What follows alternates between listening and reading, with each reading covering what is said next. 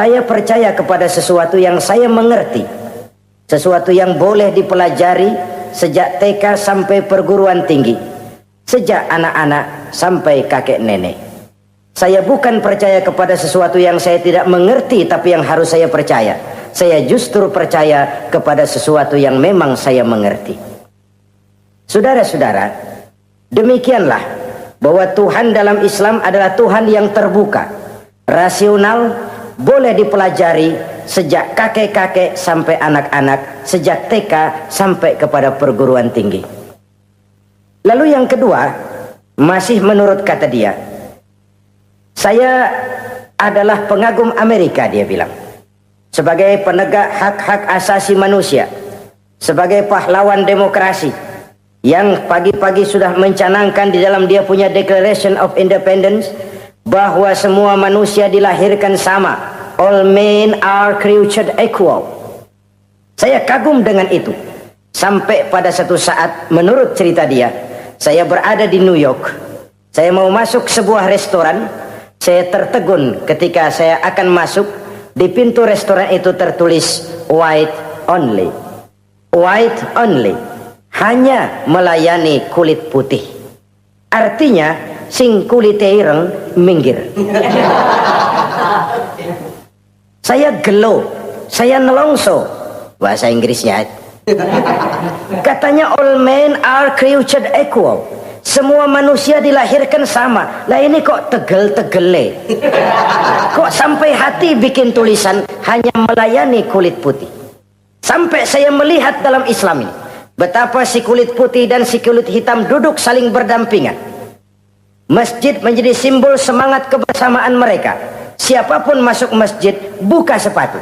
Di sana mereka menghadap ke arah yang sama, menyembah Allah Tuhan yang sama, mengikuti cara Rasul yang sama, melakukan gerak yang sama, membaca bacaan yang sama, dengan bahasa yang sama.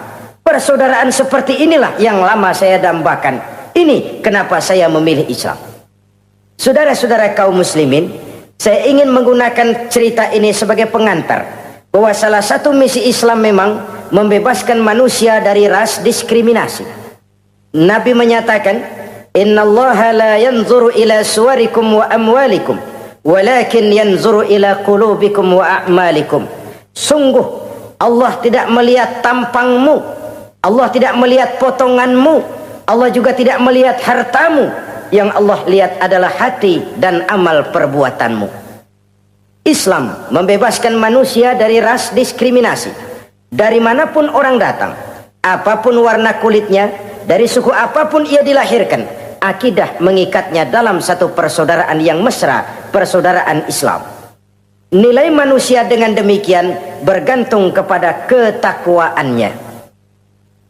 Takwa, seperti kita tahu, adalah bahasa Quran yang sudah menjadi bahasa kita.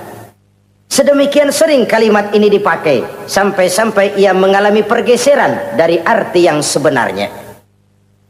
Takwa, sejauh yang kita baca dari peninggalan para ulama kita, mempunyai konotasi imtithalul awamir wajtinabun nawahi.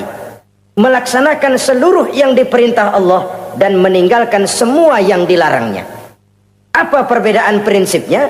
Kalau melaksanakan perintah itu sesuai dengan kemampuan, tapi menjauhi larangan itu mutlak. Enak kalau ada ayat jauhilah larangan Allah semampu kamu, enak. Yang semampu kita itu melaksanakan perintah, tapi kalau sudah meninggalkan larangan mutlak, jauhi, tinggalkan. Disitulah nilai ketakwaan seseorang. Ini kan enggak, karena takwa digunakan oleh semua orang, akhirnya artinya bergeser. Semua ngomong takwa. Pejabat kalau dilantik bertakwa, bertakwa, bertakwa, sampai membleh bertakwa.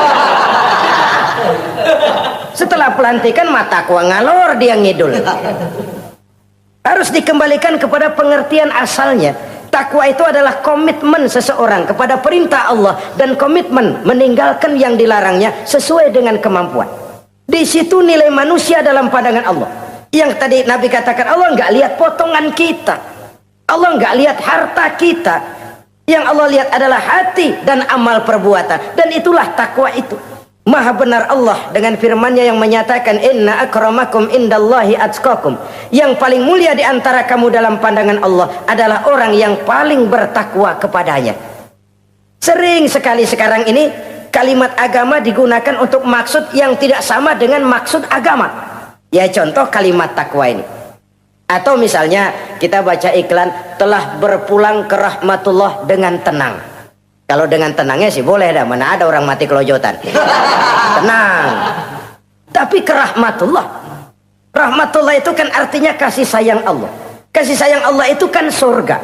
Kalau bajingan mati, enggak ke rahmatullah pulangnya. Kalau mau jujur mestinya telah pulang ke neraka. Kalau mau jujur. Kalau mau pakai bahasa netral, sopan, telah berpulang. Begitu sajalah. Pulang kemana? Ya sesuai dengan amalan dia. Tapi kita kadang salah kaprah menggunakan kalimat rahmatullah untuk yang tidak baik. Termasuk di dalamnya penggunaan kalimat takwa ini. Padahal disinilah nilai manusia dalam pandangan Allah. Kalau manusia dinilai dari potongannya, oh bintang film nomor 1 masuk surga.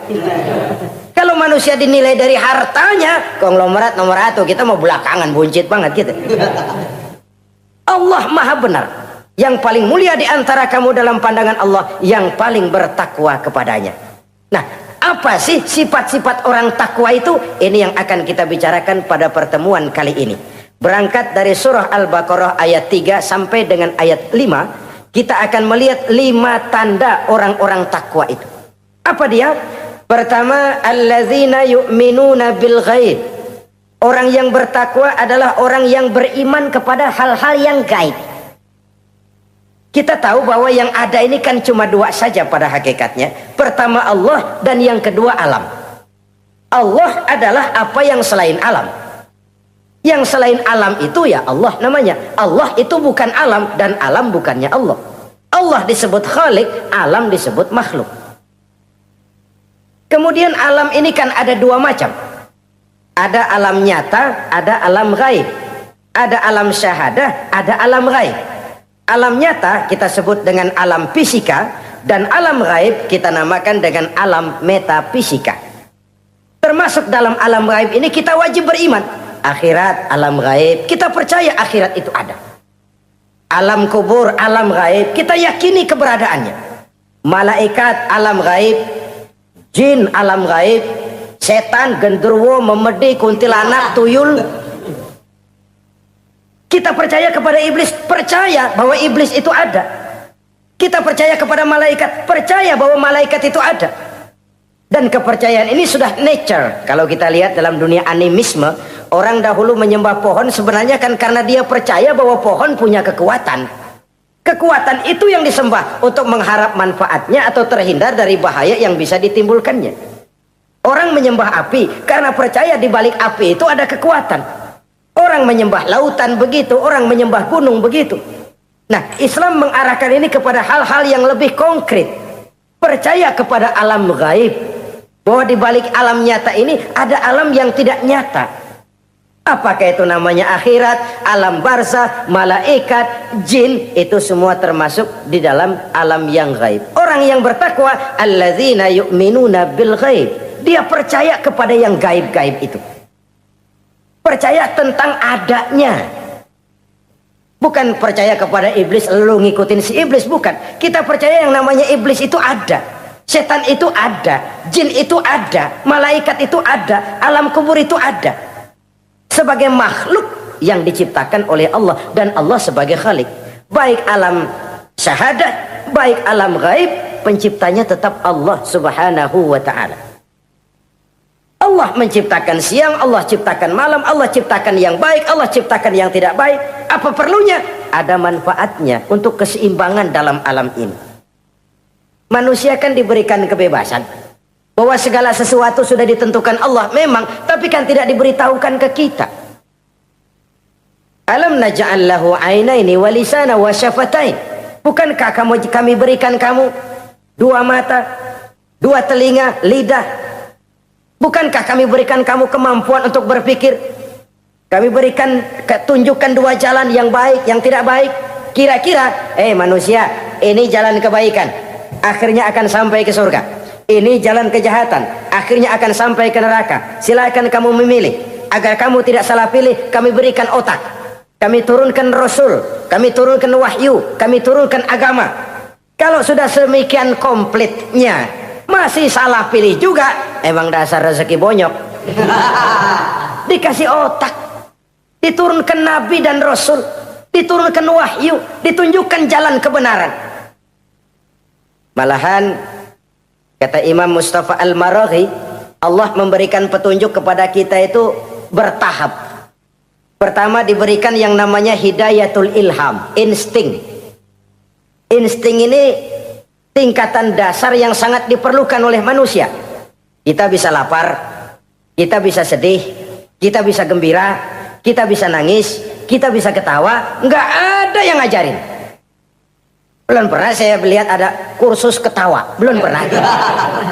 Belum pernah ada akademi pertangisan, nggak ada. Itu insting yang kita bawa sejak lahir. Dan anehnya ketawa tiap orang nggak sama, nangis tiap orang nggak sama.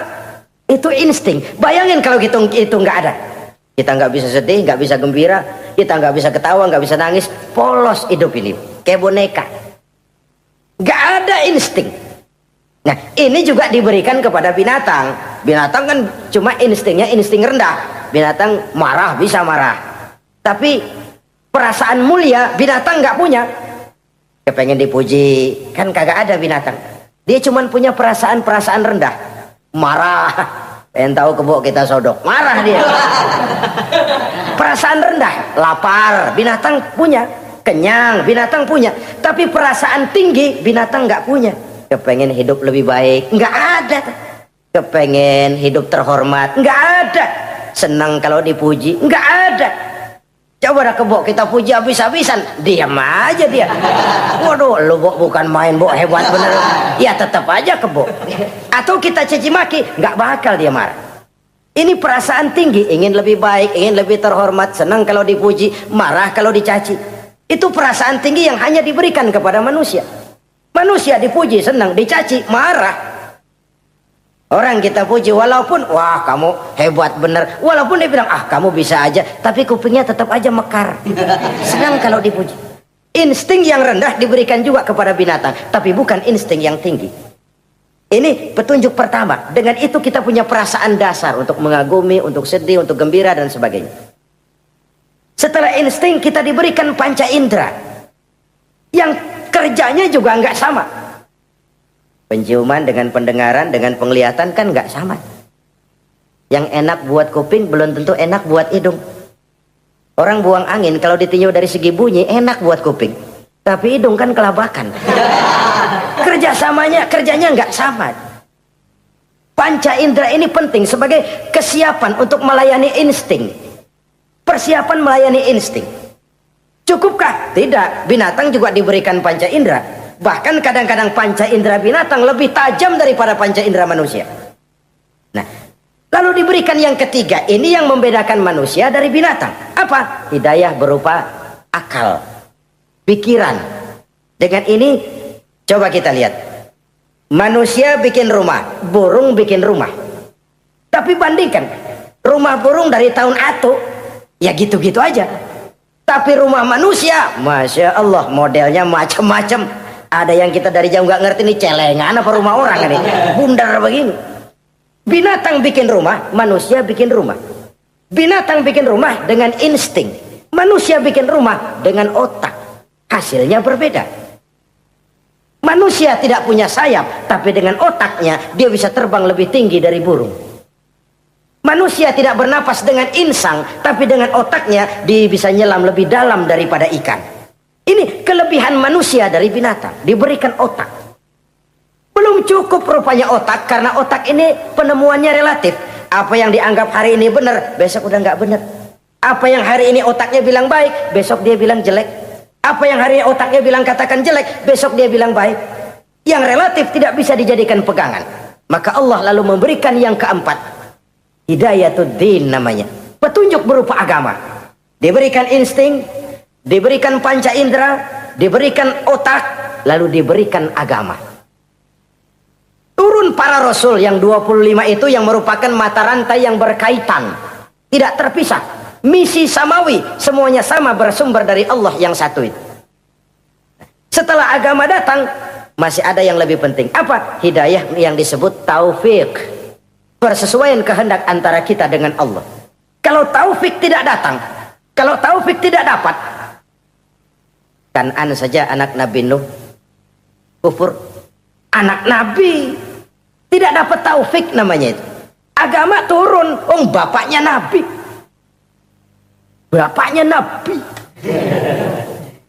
Azar, ayahnya Nabi Allah Ibrahim, tidak mendapat taufik. Lalu Abu Jahal, Abu Lahab, pamannya Nabi, tidak mendapat taufik. Lalu istrinya Nabi Lut tidak mendapat taufik. Bayangkan ini, anak Nabi, paman Nabi, bapak Nabi, istri Nabi. Taufik inilah yang hak prerogatif Allah. Insting semua dikasih, panca indera semua dikasih, otak semua dikasih, agama kepada semua diturunkan. Tapi taufik ini hak prerogatif Allah. Lah kita ini bersyukur, ponakan Nabi aja bukan dapat taufik. Tidak sekedar mendengar Islam, mendengar agama, tapi mengikuti agama itu sendiri. Inilah institusi-institusi yang diberikan Allah kepada kita. Jadi kalau sudah begini lengkap, manusia, nih aku kasih, tempuh jalan ini, masih salah juga, dasar sableng. Pantas kalau Allah mengadili, pantas kalau Allah memberikan sanksi. Kenapa? Rasul udah turun, otak dikasih, panca indera dikasih, peringatan dikasih, masih salah juga, pantas dong kalau diadili. Kecuali kalau Allah nggak nurunin apa-apa, hidup dah selagu-lagu lu sono, mau guling mau gupak terserah deh. Kalau begitu lalu ada pengadilan, nggak adil. Ini institusinya lengkap kok. Pantas kalau Allah mengadakan pengadilan di akhirat. Pantas kalau Allah meminta kita pertanggungan jawab komplit begini rupa. Nah, termasuk di dalamnya kita percaya kepada yang gaib ini, bahwa ada yang tidak nyata di balik yang nyata ini. Ada yang kita percaya kebaikannya, ada yang kita percaya sekedar percaya saja. Kayak setan, iblis, kita percaya adanya, tapi kan nggak wajib ngikutin. Termasuk mempelajari ilmu-ilmunya setan, ilmu-ilmunya iblis. Tenung, santet, nujum-nujuman, ramal-ramalan, itu kan ilmu-ilmunya setan, ilmu-ilmunya iblis. Belajar saja pun jangan, belajar saja pun nggak boleh, apalagi sampai mengamalkannya. Karena tatkala kita belajar apalagi mengamalkan, kita sudah bersekutu dengan setan dan iblis. Na'udzubillah summa na'udzubillah. Ini yang pertama. Jadi orang yang bertakwa itu sifatnya yang pertama, dia percaya kepada yang gaib. Di balik yang nyata ada yang tidak nyata.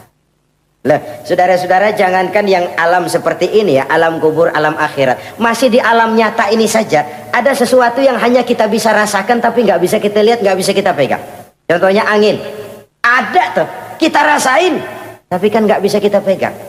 Bentuknya bagaimana kita nggak tahu. Wah, merah pak, kenapa? Buktinya dikerok. Itu mah merah kerokan, bukan warna angin merah. Sesuatu yang ada tapi hanya bisa kita rasakan. Pedas, makan cabai pedas. Pedas itu ada, tapi kan abstrak. Mana sih pedasnya? Nggak bisa kita pegang, nggak bisa kita lihat, tapi kita rasain. Oh, itu yang hijau mah cabai, mang. Pedasnya mana pedasnya? Sesuatu yang cuma ada rasa, tanpa bentuk, tanpa bisa kita jamah. Ini satu langkah untuk mengantar kita memahami yang gaib, yang masih dalam alam nyata saja. Ada sesuatu yang kita cuma merasakan adanya, tapi kita nggak bisa lihat, kita nggak bisa pegang. Makanya ada orang tanya, Pak, itu kalau orang mati dibacain Fatihah di sono apa pahalanya nyampe tuh? Saya jawab, kalau ente nggak percaya mati dulu dah. Mati dulu, bacain Fatihah, tungguin di sono. Kalau nggak nyampe balik lagi kemari. Long bagaimana hal-hal yang kayak begitu? Wong sholat saja kita nggak tahu sholat kita diterima atau tidak oleh Allah. Kita puasa, kita hanya melaksanakan. Allah mau terima apa tidak kita nggak tahu. Itu yang nyata-nyata, apalagi sudah berkaitan dengan hal-hal yang gaib. Ini sifat yang pertama, orang yang bertakwa, alladzina yu'minuna bil ghaib, dia percaya kepada yang gaib. Alam kubur itu ada, alam akhirat ada, malaikat ada, jin ada, surga ada, neraka ada, dan lain sebagainya. Satu. Yang kedua, orang yang bertakwa itu wa yuqimunas shalah. Setelah percaya kepada yang gaib, mereka juga mendirikan sholat. Nah, mari kita lihat ayatnya. Selalu yang berkaitan dengan sholat itu kalimatnya yuqimunas shalah, mendirikan sholat, bukan mengerjakan. Gak ada ayat i'malis shalah, if'alis shalah, kerjakan sholat, gak ada. Selalu aqimis shalah, dirikan sholat. Kenapa? Kata para ulama, kalimat mendirikan ini mengandung makna istimrar, mengandung arti kontinuitas, ada kelanjutan. Mendirikan sholat artinya mengerjakan sholat dengan betul, selesai sholat, ajaran sholat diterjemahkan dalam kehidupan. Itu artinya mendirikan sholat. Nah, kalau dilihat dari sisi ini, banyak di antara kita yang sudah mengerjakan sholat tapi belum mendirikan sholat. Sebab mendirikan istimrar, ada kesinambungan. Selesai sholat, ajaran sholat diterjemahkan di tengah-tengah kehidupan bermasyarakat. Sehingga sholatnya punya refleksi, sholatnya punya bias dalam membentuk kepribadian dirinya.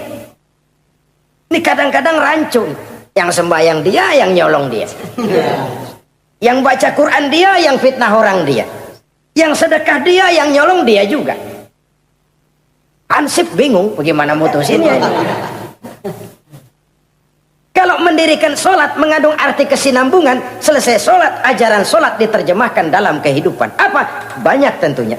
Misalnya sholat melahirkan sikap rendah hati, melahirkan keikhlasan, melahirkan sifat jujur, melahirkan sifat disiplin, dan lain sebagainya.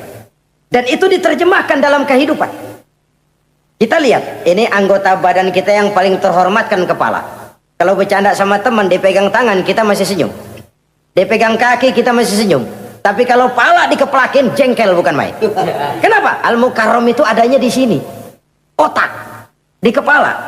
Tapi kepala yang kita hormati ini, ketika sujud dengan di hadapan Allah, sama rendahnya dengan telapak kaki kita.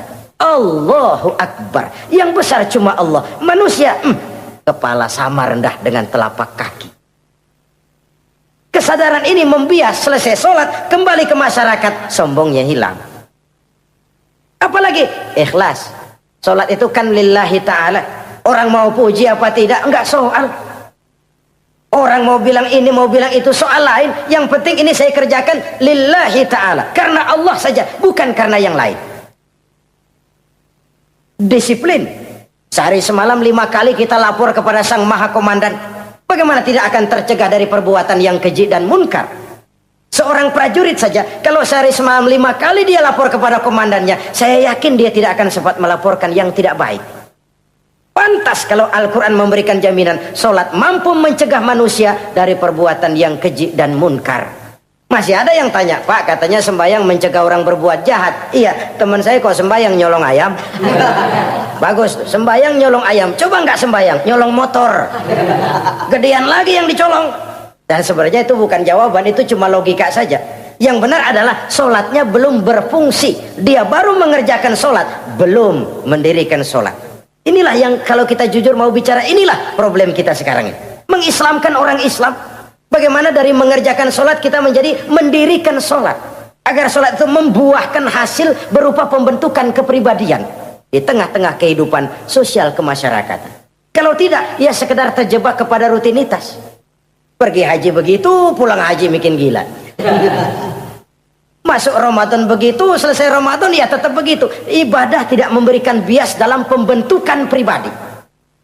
Itulah sebabnya digunakan kalimat yuqimunas sholat, mendirikan sholat yang mengandung arti berkesinambungan. Selesai sholat, jiwa dan semangat, ajaran dan filsafat sholat diterjemahkannya dalam kehidupan sehari-hari. Saudara-saudara kaum muslimin rahimakumullah. Sifat yang ketiga dari orang takwa adalah wa mimma razaqnahum yunfiqun. Mereka menginfakkan sebagian dari rezeki yang diberikan Allah kepada mereka. Rizki Menurut definisi yang diberikan para ulama kita, ar-rizqu bimakna al-ata hissiyan kana aw ma'nawiyan. Rizki adalah pemberian, baik yang abstrak maupun yang konkret. Selama ini kita sering mengartikan rizki hanya dalam bentuk uang, sehingga rizki kita dibatasi oleh pengertian kita sendiri. Padahal tidak cuma uang, ilmu adalah rizki, jabatan dan kedudukan adalah rizki, otoritas dan wibawa juga rizki, anak, istri, suami juga rizki.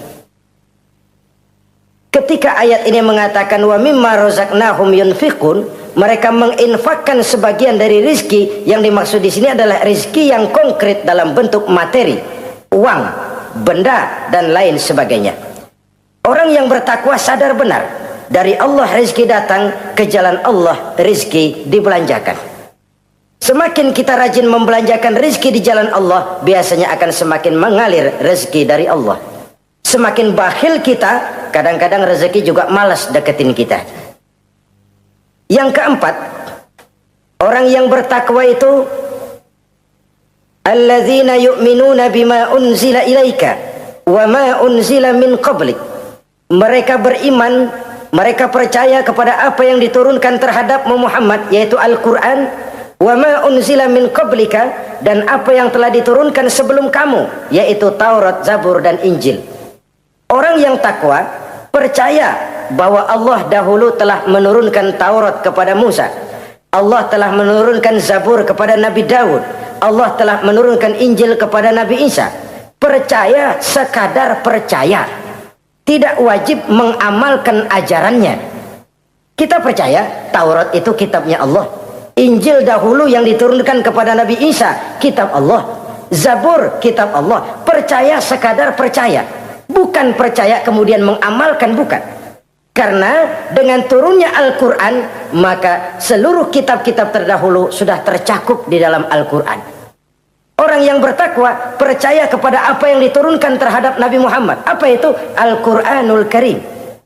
Bagaimana kepercayaan kita kepada Al-Quran? Bahwa dia kitab suci yang isi dan redaksinya langsung dari Allah, yang kita membacanya beribadah, mengerti atau tidak mengerti artinya. Akan lebih baik setelah bisa membaca, mengerti, kemudian mengamalkannya dalam kehidupan kita. Saudara-saudara, kalau kita adakan konteks ini di mana-mana, modernisasi, globalisasi, kemajuan sering membawa pergeseran nilai. Dulu, ini zaman dulu ya, waktu listrik belum masuk desa, kita rasakan betul kalau masuk kampung berasa banyak orang Islam. Padahal rumah pakai lampu templok, lampu tempel, paling banter, patromak. Tapi kita masuk kampung berasa kok banyak orang Islam. Kenapa? Suara Al-Quran kedengaran dari rumah-rumah. Kenapa? Ada anak-anak muda lagi latihan baca barzanji. Kenapa? Ada patayat, santri-santri wanita lagi baca sholawatan. Kenapa? Nenek-nenek lagi ngapalin sifat 20 sembari nyisik. Wujud artinya ada, maka mustahil Allah. Zaman dulu terjadilah modernisasi, listrik masuk desa. Apa yang kita lihat? Rumah pada terang, terus televisi main gede-gedean, lalu radio kaset main kenceng-kencengan. Tergeserlah suara Al-Quran, apalagi sholawatan, apalagi barzanjian. Apa tidak boleh? Ya boleh saja. Apa tidak bagus? Ya bagus saja. Tapi kalau harus menggeser, apalagi menggusur nilai-nilai positif, itu yang kita prihatin. Kan Nabi mengingatkan, la tattabi'anna sunnana man kana qablakum shibran bi shibrin wa zira'an bi zira'in. Kamu akan ikuti tingkah laku orang-orang sebelum kamu. Cuma ikut-ikutannya nggak berasa, sejengkal, lalu sehasta, lalu semeter, lalu 3 meter. Begitu enak kamu ikut-ikutan budaya orang lain, sampai yang kamu ikuti masuk lubang biawak, kamu akan masuk juga ke dalamnya. Inilah kehidupan kita, inilah kehidupan anak-anak kita. Jujur mereka lebih kenal Valentine Day daripada Muharram. Anak-anak kita, anak-anak muslim, kalau kita menghitung Muharram sampai Zulhijjah nggak hafal. Kalau Januari sampai Desember, anak-anak kita bangun tidur hafal. Muharram sampai Zulhijjah, jangan anaknya, bapaknya keder. Kita hanyut oleh budaya-budaya yang, ya bukan saya katakan bukan tidak baik, Tapi kalau harus menggeser, apalagi menggusur yang ada kaitannya dengan nilai agama, ini kan ironi. Ikut-ikutan kita sejengkal, semeter, sampai yang diikutin masuk lubang biawak, udah kadang asik ikut, ya ikut juga nyemplung ke dalamnya. Orang sering katakan mula-mula dari nama dulu nih yang kagak begitu kelihatan pengaruhnya. Mula-mula malu pakai nama yang berbau Quran, malu pakai nama yang berbau Islam. Dari nama nanti dia pindah ke pakaian, dari pakaian dia pindah ke pergaulan. Kalau sudah pindah ke pergaulan, dikhawatirkan pindah agama pun nggak terasa. Wah, semua agama sama, semua agama bagus. Lalu bagaimana? Bagaimana musimnya aja. Ironi, menyedihkan, memilukan, bahkan memalukan. Yang tidak boleh kan fanatik kepada guru, yang tidak boleh kan fanatik kepada suku. Kalau kepada agama fanatik itu wajib, dalam arti bukan sempit, berpegang teguh kepada agama. Satu sikap yang wajar, bahwa penganut suatu agama menganggap cuma agamanya yang benar. Itu sikap setiap penganut agama. Orang Kristen begitu, orang Hindu begitu, orang Buddha begitu. Kenapa kalau orang Islam begitu lalu dianggap ekstrim? Sebagai Muslim saya yakin cuma Islam yang benar. Kristen juga akan bilang begitu. Kristen yang benar, Buddha juga akan bilang begitu. Ini fanatisme, dan wajar penganut suatu agama menganggap cuma agamanya yang benar. Yang lain juga bersikap begitu. Tapi kalau Islam saja yang bilang ekstrim katanya. Dunia internasional sendiri kadang-kadang, kalau sudah ekstremis, teroris, kok cepat sekali alamatnya ke Islam. Saudara-saudara kaum muslimin rahimakumullah, saya kembali kepada soal kita. Begitu enak kamu ikut-ikutan, yang kamu ikuti masuk ke lubang biawak, kamu akan ikut juga masuk ke dalamnya. Maka hati-hati bergaul, maka hati-hati memilih teman, maka baik teman pergaulan, lebih-lebih teman hidup. Karena orang sering bilang cinta itu love is blind katanya ya. Cinta itu kotok, cinta itu buta, cinta itu lamur, nggak bisa bedain coklat, nggak bisa bedain yang lain-lain. Orang sering kehilangan pertimbangan. Demi cinta akidah terjual, demi cinta akidah tergadai. Tidak ada kemalangan yang paling malang kecuali kalau kita harus berpisah dengan akidah. Sebab itu modal dasar. Nah, orang yang bertakwa, dia beriman kepada Al-Quran. Beriman kepada Quran artinya apa? Menjadikan Quran sebagai imam dan dia sebagai makmum. Konsekuensinya, makmum harus ikut imam. Selain Quran, dia percaya kepada Injil, kepada Zabur, kepada Taurat. Dilihat dari sudut ini, umat Islam itu lebih toleran loh. Orang lain yang megang Injil nggak bakal percaya kepada Quran. Orang lain yang memegang Taurat nggak akan percaya kepada Quran. Tapi orang yang megang Quran, dia percaya kepada Injil, dia percaya kepada Taurat. Dari sudut ini kan kita lebih toleran. Allah dahulu menurunkan Injil kepada Isa. Yang Injil itu yang kita percaya. Yang Allah turunkan kepada Isa. Yang Allah turunkan Taurat kepada Musa. Bukan yang telah terkena intervensi dan investasi manusiawi. Dan percaya pun terbatas percaya kepada adanya, bukan kepada mengamalkannya. Kenapa? Karena ordenya udah lewat. Kita percaya Bung Karno adalah presiden pertama Republik Indonesia. Tapi kan udah lewat. Udah lewat. Kita percaya Bung Karno presiden pertama Republik Indonesia. Tapi kan udah lewat, udah selesai. Begitulah kita mempercayai Taurat, mempercayai Injil, ada, kita percaya, tapi kan udah selesai misinya. Yang berlangsung sampai akhirat nanti adalah Al-Quranul Karim. Orang yang bertakwa meyakini itu. Ini yang keempat. Yang kelima, wabil akhirati hum yuqinun. Mereka yakin, orang bertakwa ini, kepada adanya akhirat. Ah, kalau itu kan gampang, semua orang juga yakin. Loh, bukan sekedar yakin, sekedar percaya. Yalah, percaya kepada Allah, percaya kepada akhirat, pokoknya percaya. Bagaimana? Ya begitu, pokoknya percaya. Bukan itu. Kepercayaan yang memberikan refleksi. Iya ya, akhirat ada. Ada hidup sesudah mati, ada akhirat sesudah dunia. Saya memang benar kepengen cepet kaya, tapi kalau nipu orang nanti di akhirat bagaimana? Ini loh. Saya memang benar kepengen cepat naik pangkat, tapi kalau mesti jilat atas injak bawah, sikut kiri kanan, teman jadi lawan, lawan jadi teman, di akhirat saya bagaimana? Ini loh percaya akhirat itu. Saya memang benar kepengen cepat kaya, tapi kalau makan renten nanti di akhirat bagaimana? Kepercayaan yang mewarnai gerak kehidupan. Kalau percaya sekedar percaya, yang buta campur budak juga percaya akhirat ada. Tapi kan kepercayaan yang memberikan refleksi, mewarnai gerak hidup kita. Loh, enggak gitu. Orang yang percaya akhirat itu gayanya enggak gitu. Orang yang percaya akhirat itu sikapnya enggak gitu. Orang yang percaya akhirat jalannya enggak gitu. Orang yang percaya akhirat ngomongnya enggak asal ngomong. Kepercayaan yang memberikan refleksi terhadap gerak hidup.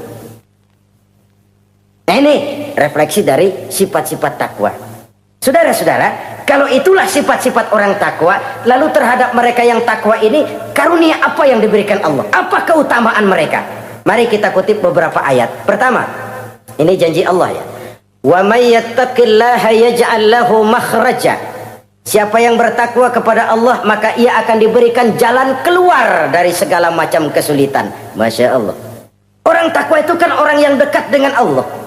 Kalau sudah dekat dengan Allah, everything is running well. Apa yang nggak selesai? Impossible, kata otak. Tidak mungkin, kata rasio. Mana bisa menurut kebiasaan. Tapi orang yang takwa selalu saja ada jalan keluar, selalu diberikan Allah jalan keluar. Ini yang faktor yang irasional, faktor yang non komputer, faktor yang samawi. Allah yang mau, ada saja jalan keluar. Coba. Waktu terjadi peristiwa hijrah, Masya Allah, Rasulullah itu sudah dikepung rapat rumahnya, pagar betis. Jangan manusia, tikus saja nggak bisa lewat. Rapat di pagar betis. Kesepakatan sudah jelas, membunuh Muhammad bersama-sama. Apa yang terjadi? Ketika Nabi keluar, buka pintu. وَجَعَلْنَا مِنْ بَيْنِ أَيْدِيهِمْ سَدًّا وَمِنْ خَلْفِهِمْ سَدًّا فَأَغْشَيْنَاهُمْ فَهُمْ لَا يُبْصِرُونَ. Di depan, belakang, di kiri, kanan mereka kami jadikan dinding. Kami butakan mereka. Mereka enggak lihat Muhammad keluar dari rumahnya. Allah berikan jalan keluar. Padahal Quraisy siaga satu, pita merah, apel siap, mata menteleng, Nabi lewat enggak kelihatan. Persis ikan bandeng. Ikan bandeng kan melotot, colok diam aja. Enggak lihat apa-apa. Ya ja'allahu makhraja. Allah berikan jalan keluar dari berbagai macam kesulitan. Sesuatu yang menurut kita, aduh udah dah, nyerah dah, nggak bisa dah. Tapi orang yang takwa kepada Allah, Allah janji, Allah lah yang janji ini. Ya ja'allahu makhraja. Allah akan berikan jalan keluar dari segala macam kesulitan. Kenapa? Dia dekat dengan Allah. Orang yang kayak begitu yang kita takut itu. Doanya ngebul kata anak-anak. Permohonannya didengar, ratapannya dipenuhi. Allah berikan dia jalan keluar, ada saja jalan keluarnya. Ini keistimewaan pertama dari orang yang takwa itu. Lah kalau Allah yang ngasih jalan keluar, siapa yang bisa mencegah jalan orang kayak begitu? Di pagar betis lolos, di Goa Sur Quraisy sampai ke Goa Sur mencari Nabi. Kalau mereka nengok aja kelihatan. Apa yang terjadi? Dilalah, dadakan. Burung bertelur di bibir goa, laba-laba bikin sarang di bibir goa. Quraisy mikir kalau Muhammad masuk kemari telur berantakan, rumah laba-laba hancur nih, nggak mungkin dia ke sini, cari ke tempat lain. Rumah laba-laba yang rapuh menggagalkan usaha Quraisy yang gagah perkasa. Ya ja'allahu makhraja. Allah berikan jalan keluar. Ini yang pertama. Yang kedua, wa yarzuqhu min haitsu la yahtasib. Allah berikan rezeki dia, orang yang takwa ini, dari jalan yang tidak disangka-sangka. Rezekinya mengalir. Kenapa? Dia dekat dengan Allah. Allah maha kaya. Kadang-kadang ini orang kerjaannya sujud doang, mengangkat tangan, rezekinya ada aja. Allah yang kaya. Allah yang maha tahu. Orang yang takwa walaupun gajinya kagak ada, penghasilannya gede. Allah yang memberi. Jangan lupa itu, ada gaji ada penghasilan. Kalau gaji kan ada ukurannya. Kadang-kadang ada orang gajinya kecil, penghasilannya gede. Pokoknya jadi lurah musim gusuran. Itu penghasilan. Kalau gaji bisa diukur, tapi penghasilan gede lah. Kalau semeter komisinya sekian kan gede tuh penghasilan. Ada juga yang memang gaji gede, penghasilan gede. Ini pejabat-pejabat yang banyak sikutannya tuh. Saudara-saudara kaum muslimin, orang yang bertakwa itu yarzuqhu min haitsu la yahtasib. Allah berikan rizki lewat jalan yang dia nggak sangka-sangka. Ada aja jalannya. Nggak punya duit tapi haji bisa pergi. Nggak punya duit tapi ya hidupnya wajar. Tamu datang balahan. Pernah itu ada tamu di Jawa Timur sana datang ke rumah seorang kiai, ratusan tamu dikasih makan semua. Padahal kiai rumahnya gede. Tamu ada yang dalam hatinya nyeletuk, ini kiai bisa ngasih makan orang satu rombongan banyak begini, duit dari mana ini? Dalam hatinya, disamperin sama kiai, kamu jangan buruk sangka, ini rezeki halal. Bukan cuma rezeki, dia bisa ngerti hati orang. Mukasyafah, Allah bukakan apa yang Allah nggak bukakan buat orang lain. Ini karunia, dan itu hanya mungkin dengan takwa. Itu tadi, komitmen kepada perintah Allah, menjauhi larangannya. Mukasyafah, dibukakan pintu oleh Allah. Dia bisa lihat yang orang nggak lihat, dia bisa tahu yang orang lain nggak tahu. Udah nggak bisa main-main kalau ketemu orang begini. Ini udah high class ini di sisi Allah. Ini yang kedua, rezekinya ngalir lewat jalan yang nggak sangka-sangka. Yang ketiga, wa may yattaqillaha yaj'al lahu min amrihi yusra. Orang yang bertakwa kepada Allah, Allah jadikan urusannya gampang. Allah mudahkan urusannya. Masya Allah. Kalau Allah yang sudah mudahkan, siapa sih yang bisa bikin sulit?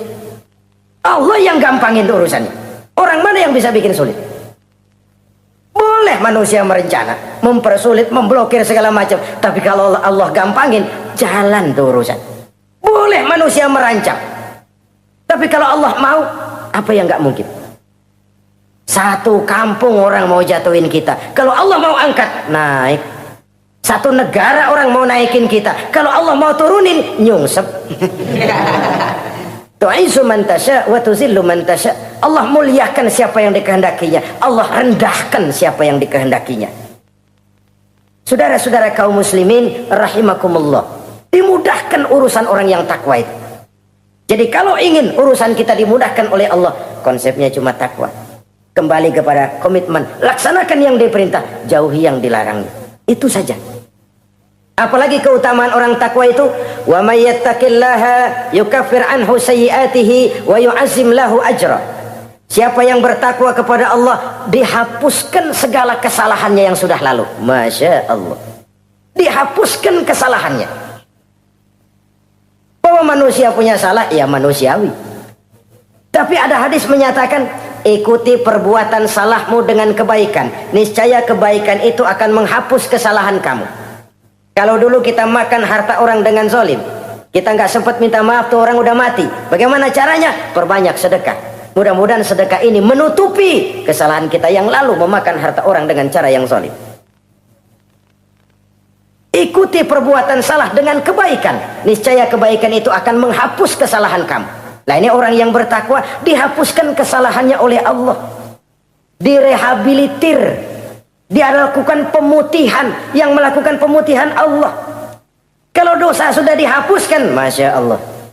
Coba ada hadis menyatakan, siapa orang baca Bismillahirrahmanirrahim, maka dia bisa lewat di atas air, beku itu air. Bismillah saja bisa jalan di air. Ini bismillahnya orang yang bagaimana? Nih. Bismillahnya orang yang bobotnya ringan. Bobotnya ringan, dia bisa jalan di air. Kenapa bobotnya ringan? Dosanya pemutihan. Model kita 16 kali baca bismillah, lewat di empang kelelep aja. Bobot kita kelewat berat oleh lapisan-lapisan dosa. Makin banyak dosa, makin berat bobot. Lalu bagaimana kita mau mendapat kemudahan dari berbagai urusan? Bung, dosa kita berlipat-lipat. Kata Imam Ghazali, hati itu kayak kaca, bening pada asalnya. Itu kan fitrah. Tiap kali kita berbuat dosa, noda, plek, plek, plek. Tapi orang yang rajin istighfar, orang yang rajin berbuat baik, noda itu dia bersihin tuh, dia lap, rek. Sehingga kaca ini walaupun dia terkena kotoran, tapi bersih lagi. Kenapa? Rajin dilap, rajin istighfar, rajin berbuat baik untuk menutupi kesalahan. Tapi kalau istighfar tidak, berbuat baik berat, itu nanti itu kotoran-kotoran di kaca itu berubah jadi tieng. Tahu tieng? Udah susah dihilangin kotorannya, berkarat di atas kaca. Kalau dosa sudah berkarat di hati, susah dihapus, berat untuk taubat, berat untuk melakukan kebajikan, itu sudah kerugian besar buat kita semua. Orang yang baik bukan orang yang tidak pernah salah. Orang yang baik adalah orang yang kalau dia berbuat salah dia sadar, dijadikannya pelajaran untuk tidak diulanginya lagi pada masa yang akan datang. Manusia dalam Islam tidak dilahirkan dengan dosa, tidak. Manusia bertanggung jawab terhadap perbuatannya sendiri-sendiri. Oleh karenanya, apabila kita terjatuh berbuat salah, cepatlah adakan perbaikan. Orang yang bertakwa dihapuskan kesalahannya oleh Allah, dilakukan pemutihan. Ya sama juga televisi lah. Kita dulu-dulu udah lupa bayar, kelamaan numpuk. Akhirnya kan kata petugas, yang bulan ini bayar aja dah, yang bulan ini aja dah, yang lain mah pemutihan. Kenapa? Dia sudah lihat kita punya tanda-tanda baik, pengen membayar dengan sebagaimana mestinya. Dari ketakwaan kepada Allah. Lalu wa yu'azzim lahu ajra. Orang yang bertakwa itu diperbesar pahala kebaikannya. Masya Allah. Sudah dosa dihapus, dia diampuni, diputihkan, kebaikannya dilipat gandakan pahalanya. Padahal kita semua sama-sama maklum. Inilah kenikmatan Islam. Kalau kita berbuat jahat, dibalas dengan yang setimpal. Kalau kita berbuat baik, dibalas berlipat ganda. Wallahu yudha'ifu liman yasha. Allah melipat gandakan pahala kebaikan bagi orang yang dikehendakinya. Alangkah pemurahnya Allah. Dosa kebaikan berlipat ganda, dosa kesalahan seimbang dengan kesalahan itu. Karena itu kata para ulama sufi, kalau kamu berbuat jahat, jangan lihat besar kecilnya, tapi lihat kepada siapa kejahatan kamu lakukan. Kalau kamu mendapat kebaikan, jangan lihat besar kecilnya, tapi lihat siapa yang ngasih kebaikan itu. Kecil dosa kita lakukan, tapi kepada Allah. Sedikit karunia yang kita terima, Allah yang ngasih. Logikanya begini. Saya ketemu menteri, dikasih duit 5.000 perak, 5.000 rupiah. Karena yang ngasih menteri, tuh duit barangkali saya jadiin jimat. Nggak saya belanja-belanjain. Saya simpan. Kenapa? Buat bangga-banggaan, buat cerita-ceritaan. Saya ketemu menteri masa nih 5.000 perak dikasih. Menteri yang ngasih 5.000 rupiah, saya simpan, saya jadikan kebanggaan. Bagaimana kalau yang ngasih Allah, yang serba maha kaya, maha adil, maha tahu, kita lupakan. Akaltum ni'mata rabbikum walam tashkurulah. Tiap saat kita namakan nikmat Allah, tapi kita lupa bersyukur kepadanya. Padahal Allah janjikan, makin kamu pandai bersyukur, makin aku tambah nikmatku. Tapi kalau kamu tidak pandai bersyukur, awas, azabku itu amat pedih. Jadi azab, nikmat maksud saya, bisa berubah menjadi azab kalau kita tidak pandai mensyukurinya. Saudara-saudara kaum muslimin rahimakumullah. Dari uraian singkat ini, saya ambil beberapa catatan utama. Pertama, nilai manusia dalam pandangan Allah adalah ketakwaannya. 14 abad yang lalu, sebelum orang teriak-teriak tentang hak asasi, Rasulullah sudah mencanangkan semangat persamaan ketika beliau bersabda, "An-nasu kulluhum li Adam, wa Adam min turab, la fadla li arabiyyin ala ajamiyyin illa bittaqwa." Seluruh manusia berasal dari Adam. Adam diciptakan dari tanah. Tidak ada kelebihan Arab dengan yang bukan Arab kecuali takwanya. Di situ nilai manusia dalam pandangan Allah. Takwa bukanlah kulit. Oh, itu kalau sorbannya paling gede berarti paling takwa. Belum tentu. Wah, tasbihnya panjang-panjang. Belum tentu. Oh, jenggotnya nyengser. Belum tentu. Wah, kumisnya tebal. Buat nyaring kopi kali. Itu kulit. Kulit perlu, tapi isi jauh lebih penting. Sehingga Nabi katakan, at-taqwa hahuna. Takwa itu di sini, di sini, di sini. 3 kali. Di hati. Bukan di serban, bukan di tasbih, bukan di sajadah, bukan di sarung. Di sini, di situ takwa. Penggeraknya adalah hati. Dan untuk itu Allah menyediakan fasilitas keutamaan. diberikan jalan keluar dari berbagai kesulitan, diberikan rizki dengan jalan yang tidak disangka-sangka, dihapuskan kesalahannya, dimudahkan usahanya, diperbesar pahala kebajikannya. Karena itu, untuk mengejar posisi di hadapan Allah tidak lain adalah takwa. Allah tidak bedakan manusia dari keturunannya, warna kulitnya, tapi dari ketakwaannya kepada Allah. Orang yang takwa disebut muttaqin, dan itulah nilai tertinggi manusia di hadapan Allah Subhanahu wa taala. Semoga kita diberikan kekuatan untuk mencapai martabat takwa ini dan mendapat keutamaan-keutamaan seperti yang dijanjikan Allah. Sekian dulu jumpa kita kali ini. Insyaallah lain kesempatan kita jumpa kembali. Terima kasih atas segala perhatian. Mohon maaf atas segala kekurangan. Usikum wa iyaya bitaqwallah. Wassalamualaikum warahmatullahi wabarakatuh.